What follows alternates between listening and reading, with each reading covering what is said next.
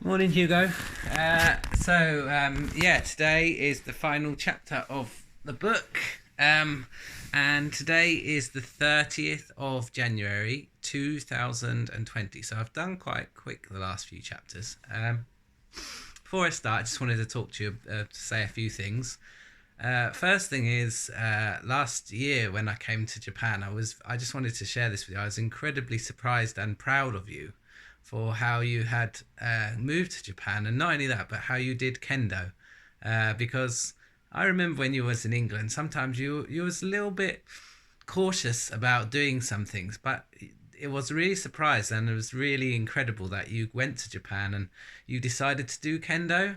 And it's also, given that you have to fight against big people, shows a lot of bravery and courage. So I just want to say I'm very proud of you for that. So that was one thing I wanted to say quickly. Another thing I just wanted to tell you a story about, which is one that when you were in England, which is one that always makes me laugh. It was when we was in Stannington Road, 316 Stannington Road, and what happened was we had some apples in our garden, and those apples, you collected them up and you put them in your little red cart that you used. Scooter, you used to have a little cart thing. What you used to do is you used to come round to me and used to ask me if I wanted to buy some apples, and I would say yes, please. And then you would take some money, and then you would go, and it was real money, and you used to like doing it. And then you got really cheeky, and what you did was you used to come up to me and go, "Would you like some apples?" And I'd go, "Yes, please." And then you'd that will be £1, please. And then I would give you the £1, but you wouldn't give me the apples. You just went away, and you laughed and you laughed, and it was a really cheeky moment, but that was fun time. So I just wanted to share that with you. Right, okay, so let's go for the last chapter. It's called right, hold on. So it's called chapter 17, The Hunting of the White Stag. If you remember last chapter, that Aslan and everyone came and they helped Peter, and who were battling with the White Witch and everyone, and I think they might have helped them enough to win the battle, but let's read on. So, the hunting of the White Stag. The battle was all over a few minutes after their arrival. Most of the enemy had been killed in the first charge of Aslan and his companions. And when those two were still living, saw that the witch was dead, they either gave themselves up or took flight. The next thing that Lucy knew was that Peter and Aslan were shaking hands. It was strange to her to see Peter looking as he looked now. His face was so pale and stern, and he seemed so much older. "It was all Edmund's doing, Aslan," Peter was saying. "We'd have been beaten if he hadn't been for him. The witch was turning our troops into stone right and left, but nothing would stop him. He fought his way through 3 ogres to where she was just turning one of your leopards into a statue. And when he reached her, he had the sense to bring his sword smashing down on her wand instead of trying to go for her directly, and simply getting made a statue himself for his pains.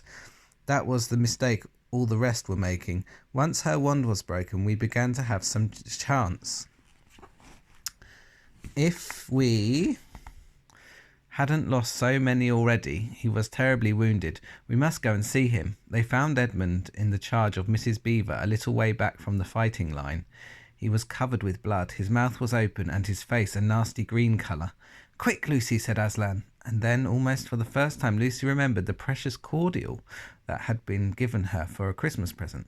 Her hands trembled so much that she could hardly undo the stopper, but she managed it in the end and poured a few drops into her brother's mouth. "There are other people wounded," said Aslan, while she was still looking eagerly into Edmund's pale face and wondering if the cordial will have any result. "Yes, I know," said Lucy crossly. "Wait a minute." "Daughter of Eve," said Aslan in a graver voice. "Others are also at the point of death. Must more people die for Edmund?" "I'm sorry, Aslan," said Lucy, getting up and going with him. And for the next half an hour they were busy, she attending the wounded while he restored those who had been turned into stone. When at last she was free to come back to Edmund, she found him standing on his feet, and not only healed of his wounds, but looking better than she had seen him look, for ages. In fact, ever since his first term at that horrid school, which was where he had begun to go wrong. He had become his real old self again and could look you in the face. And there on the field of battle Aslan made him a knight. Does he know, whispered Lucy to Susan, what Aslan did for him? Does he know what the arrangement with the witch really was? Shh. No, of course not, said Susan. Ought he be told, said Lucy. Oh, surely not, said Susan. It would be too awful for him. Think how you would feel if you were he. All the same, I think he ought to know, said Lucy, but at that moment they were interrupted. That night they slept where they were. How Aslan provided food for them all, I don't know, but somehow or other they found themselves all sitting down on the grass to a fine high tea at about 8 o'clock. The next day they began marching eastwards down the side of the great river, and the next day after that, at about tea time, they actually reached the mouth. The castle of Cair Paravel on its little hill towered above them. Before them were the sands with rocks and little pools of salt water and seaweed and the smell of sea and long miles of bluish-green waves breaking forever. Ah, look, there's Cair Paravel, Hugo. Looks nice. It looks a little bit like the castle in Hogwarts. Yeah. And ever on the beach. And the cry of the seagulls. Have you heard it? Can you remember? That evening, after tea, the 4 children all managed to get down to the beach again and get their shoes and stockings off and feel the sand between their toes. But the next day was more solemn, for then, in the great hall of Cair Paravel, that wonderful hall with the ivory roof and the west wall hung with peacock feathers and the eastern door which looks towards the sea, in the presence of all their friends and to the sound of trumpets, Aslan solemnly crowned them and led them to the 4 thrones amid deafening shouts of "Long live King Peter! Long live Queen Susan! Long live King Edmund! Long live Queen Lucy!" Once a king or a queen in Narnia, always a king or queen in Narnia. Bear it well, sons of Adam, bear it well, daughters of Eve, said Aslan. And through the eastern door, which was wide open, came the voices of the mermen and the mermaids swimming close to the shore and singing in honour of their new kings and queens. So the children sat on their thrones, and sceptres were put into their hands, and they gave rewards and honours to all their friends, to Tumnus the fawn, and to the beavers, and giant Rumblebuffin, to the leopards, and the good centaurs, and the good dwarfs, and to the lion. And that night there was a great feast in Cair Paravel, and revelry and dancing, and gold flashed and wine flowed, and answering to the music inside, but stranger, sweeter, and more piercing came the music of the sea people. But amidst all this rejoicing, Aslan himself quietly slipped away, and when the kings and queens noticed that he wasn't there, they said nothing about it, for Mr. Beaver had warned them. He'll be coming and going, he had said. One day you'll see him, and another you won't. He doesn't like being tied down, and of course he has other countries to attend to. It's quite all right. He'll often drop in, only you mustn't press him. He's wild, you know, not like a tame lion. And now, as you see, this story is nearly, but not quite, at an end. These 2 kings and 2 queens governed Narnia well, and long and happy was their reign. At first, much of their time was spent in seeking out the remnants of the White Witch's army and destroying them, and indeed for a long time there would be news of evil things lurking in the wilder parts of the forest. A haunting here, a killing there, a glimpse of a werewolf one month, and a rumour of a hag the next. But in the end, all the foul brood was stamped out, and they made good laws and kept the peace and saved good trees from being unnecessarily cut down, and liberated young dwarfs and young satyrs from being sent to school, and generally stopped busybodies and interferers, and encouraged ordinary people who wanted to live and let live. And they drove back the fierce giants, quite a different sort from giant Rumblebuffin, in the north of Narnia when these ventured across the frontier, and they entered into friendship and alliance with countries beyond the sea, and paid them visits of state, and received visits of state from them. And they themselves grew and changed as the years passed over them, and Peter became a tall and deep-chested man with a great warrior, and he was called King Peter the Magnificent. and Susan grew into a tall and gracious woman with black hair that fell almost to her feet, and the kings of the countries beyond the sea began to send ambassadors asking for her hand in marriage, and she was called Queen Susan the Gentle. Edmund was a graver and quieter man than Peter, and great in counsel and judgment. He was called King Edmund the Just. But as for Lucy, she always gay and golden-haired, and all princess in those parts desired her to be their queen, and her own people called her Queen Lucy the Valiant. So they lived in great joy, and if ever they remembered their life in this world, it was only as one remembers a dream. And one year it fell out that Tumnus, who was a middle-aged faun by now and beginning to be stout, came down river and brought them news that the white stag had once more appeared in his parts, the white stag who would give you wishes if you caught him. So these 2 kings and 2 queens, with the principal members of their court, rode a hunting with horns and hounds in the western woods to follow the white stag. And they had not hunted long before they had a sight of him, and he led them a great pace over rough and smooth, and through thick and thin, till the horses of all the courtiers were tired out, and these 4 were still following, and they saw the stag enter into a thicket where their horses could not follow. Then said Peter, for they talked in quite a different style now, having been kings and queens for so long, "Fair consorts, let us now alight from our horses and follow this beast into the thicket, for in all my days I never hunted a nobler quarry." "Sir," said the others, "even so let us do." So they alighted and tied their horses to trees and went on into the thick wood on foot. And as soon as they had entered it, Queen Susan said, "Fair friends, here is a great marvel, for I seem to see a tree of iron."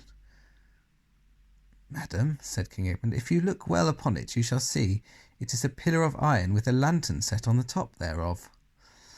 "By the lion's mane, a strange device," said Peter, "to set a lantern here where the trees cluster so thick about it and so high above it that if it were lit it should give light to no man." Hugo, what this is talking about is the light in the woods at the start that they found, the lamppost. "Sir," said Queen Lucy, "by likelihood, when this post and this lamp were set here, there were smaller trees in the place, or fewer or none, for this is a young wood, and the iron post is old." And they stood looking up at it. Then said King Edmund, I know not how it is, but this lamp on the post worketh upon me strangely. It runs in my mind that I have seen the like before, as it were in a dream, or in the dream of a dream." So what he's saying is, King Edmund is saying that he's seen this lamppost before somewhere in a dream, or in a dream of a dream. He's forgotten that he's actually seen it in real life. Sir, answered they all, "it is even so with us also, and more," said Queen Lucy, "for it will not go." Oh, look, here we go, look. "For it will not go out of my mind that if we pass this post and lantern, either we shall find strange adventures, or else some great change of our fortunes." "Madam," said King Edmund, "the like foreboding stirreth in my heart also." Basically, they're saying if they go past the lamppost, Hugo, then some strange adventures or change in their life is going to happen. Because remember, they can go back through the wardrobe. "And in mine, fair brother," said King Peter. "And in mine too," said Queen Susan. "Whereof by my counsel we shall lightly return to our horses and follow this white stag no further." "Madam," said King Peter, "therein I pray thee to have me excused, for never since we 4 were kings and queens in Narnia have we set our hands to any high matter, as battles, quests, feats of arms, acts of justice, and the like, and then given over, but always what we have taken in hand, the same we have achieved." So what's he saying is that whenever they've done something, they've always done it well. "Sister," said Queen Lucy, "my royal brother speaks rightly. And it seems to me we should be shamed if, for any fearing or foreboding, we turned back from following so noble a beast as now we have in chase. Lucy's agreeing, saying they need to carry on. And so I say, said King Edmund, and I have such desire to find the signification of this thing that I would not by my good will turn back for the richest jewel in Narnia and all the islands. So that Edmund's going to go as well. Then, in the name of Aslan, said Queen Susan, if ye will all have it so, let us go and take the adventure that shall fall to us. So Susan, the last one's also agreeing to go and follow this stag. So these kings and queens entered the thicket, and before they had gone a score of paces, they all remembered that the thing they had seen was called a lamp-post. And before they had gone 20 more, they noticed that they were making their way not through branches, but through coats. And the next moment they all came tumbling out of a wardrobe into the empty room. And they were no longer kings and queens in their hunting array, but just Peter, Susan, Edmund and Lucy in their old clothes. It was the same day and the same hour of the day on which they had all gone into the wardrobe to hide. Mrs. Macready and the visitors were still talking in the passage, but luckily they never came into the empty room, and so the children weren't caught. Pages. There they are. They've come falling out of the cup, but they're not wearing all of their nice like uniforms and their nice kings and queens outfits. They're all just wearing their old school uniform, the uniform or the clothes they wore around the house. So, and that would have been the very end of the story if it hadn't been that they felt they really must explain to the professor why 4 of the coats out of his wardrobe were missing, and the professor, who was a very remarkable man, didn't tell them not to be silly or not to tell lies, but believed the whole story. No, he said, I don't think it will be any good trying to go back through the wardrobe door to get the coats. You won't get into Narnia again by that route. Nor would the coats be much use by now if you did, eh? What's that? Yes, of course you'll get back to Narnia some day. Once a king in Narnia, always a king in Narnia. But don't go trying to use the same route twice. Indeed, don't try to get there at all. It'll happen when you're not looking for it. And don't talk too much about it, even among yourselves. And don't mention it to anyone else unless you find that they've had adventures of the same sort themselves. What's that? How will you know? Oh, you'll know all right. Odd things, they say, even their looks will let the secret out. Keep your eyes open. Bless me. What do they teach them at these schools? And that is the very end of the adventure of the wardrobe. But if the professor was right, it was only the beginning of the adventures of Narnia. We made it, Hugo. So I think I showed you this in a previous video, but I will show you it again. I don't know if we'll be able to get this book because they're quite old, but these are all the different ones. So you've got The Magician's Nephew, The Lion, the Witch and the Wardrobe, which we've read, then The Horse and His Boy, Prince Caspian, The Voyage of the Dawn Treader, The Silver Chair, and The Last Battle. I'm not sure whether or not The Magician's Nephew really does come before, but I always read The Lion, the Witch and the Wardrobe first, and that one's the most famous. So I don't know if I've actually read them all, but I've read some of them. So yeah, that's it. We did it. Well, I hope you really enjoyed that. Whenever it is, I wonder when you come to listen to these videos, whether or not you can actually still speak English well, or whether or not you're learning English again. Well, either way, I hope you enjoyed the recordings, and I'll try and get something else up soon. I need to finish that Lego City that I've been doing. I haven't done that for a while. Okay, well, take care, and I love you, and I'll catch you around soon. Always do your best. Bye.